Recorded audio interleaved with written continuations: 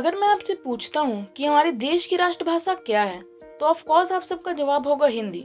और ये सही भी है। पर क्या हिंदी को वो इज्जत मिल पा रही है जो एक राष्ट्रभाषा को मिलनी चाहिए? और इंग्लिश हमारे देश में कैसे आई?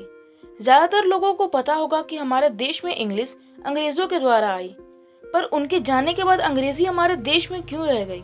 और आज इस वीडियो में हम इन्हीं टॉपिक्स पर बात करने वाले हैं। जब हमारा संविधान बन रहा था तो इस बात को भी ध्यान में रखा गया था कि किसी भी देश में एक राष्ट्रभाषा बहुत जरूरी होती है।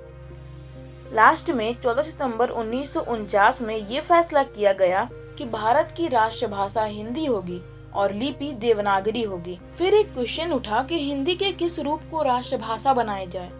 इसके लिए उन्होंने चुनाव करवाया, पर यह भी टाई हो गई। गुरुमुख सिंह ने अपना हाथ बाद में उठाया था और उन्होंने संस्कृत निष्ठ रूप को चुनकर उसे जिता दिया। कहा जाता है कि अगर उन दोनों के बीच टाई हो जाती तो अंग्रेजी को हमारा राष्ट्रभाषा बनना पड़ता, लेकिन ऐसा कुछ भी नहीं था। सभी लोग यही चाहते थे कि अंग्रेजी हमारी राष्ट्रभाषा ना बने। चुनाव तो सिर्फ सबकी संतुष्टि के लिए रखा गया था। राजर्षि टंडन अंग्रेजी को 15 साल छूट देने के खिलाफ थे और उस समय उनकी कांग्रेस पर पकड़ नेहरू जी से ज्यादा थी और नेहरू जी भी जिद करने लगे कि अंग्रेजी को 10 साल देश में रहने दिया जाए।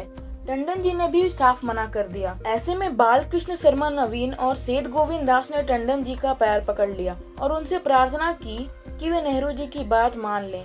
और हाँ, उन्होंने कसम खाकर कहा था कि 15 साल के बाद वे अंग्रेजी को देश में नहीं रहने देंगे, और टंडन जी ने उनकी बात मान ली और अंग्रेजी को 15 साल की छूट दे दी गई थी। ये 15 साल सन 1965 में पूरे होने वाले थे, लेकिन उससे पहले ही राजर्षि टंडन और बालकृष्ण शर्मा नवीन की मृत्यु हो गई। अकेले सेठ गोविंद दास बच गए थे। जवाहरलाल नेहरू ने 1960 में अंग्रेजी को 1965 के बाद भी बने रहने का एक बिल पास करवाया था। अकेले सेठ गोविंद दास ने अपने प्रतिज्ञा के बारे में सोचा और इसका डटकर विरोध किया था, पर हुआ वही जिसका शक राजर्षि टंडन को था। अंग्रेजी को हमेशा के लिए छूट मिल गई।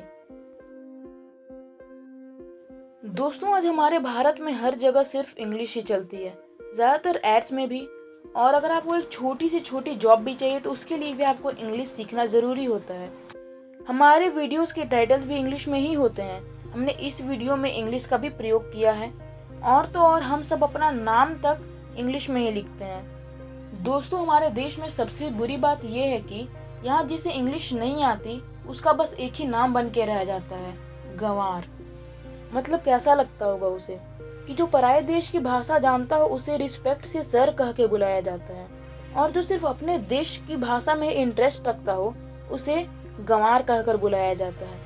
फ्रेंड्स, अगर दूसरे देशों को देखा जाए जैसे कि चाइना और जापान, तो वहाँ उनके राष्ट्रभाषा को ज्यादा रिस्पेक्ट मिलती है इंग्लिश के मुकाबले में। वहाँ के लोग जापानीज ही बोलना पसंद करते हैं और सिर्फ जरूरत आने पर इंग्लिश बोलते हैं।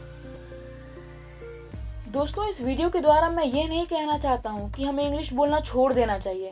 मैं तो बस इतना कहना चाहता हूँ कि आज हमारे देश में जितना यूज इंग्लिश हो रहा है या जितनी रिस्पेक्ट इंग्लिश को मिल रही है, उतनी अगर हिंदी को मिली होती ना, तो आज हमारा देश का रिस्पेक्ट एक अलग लेवल पर होता।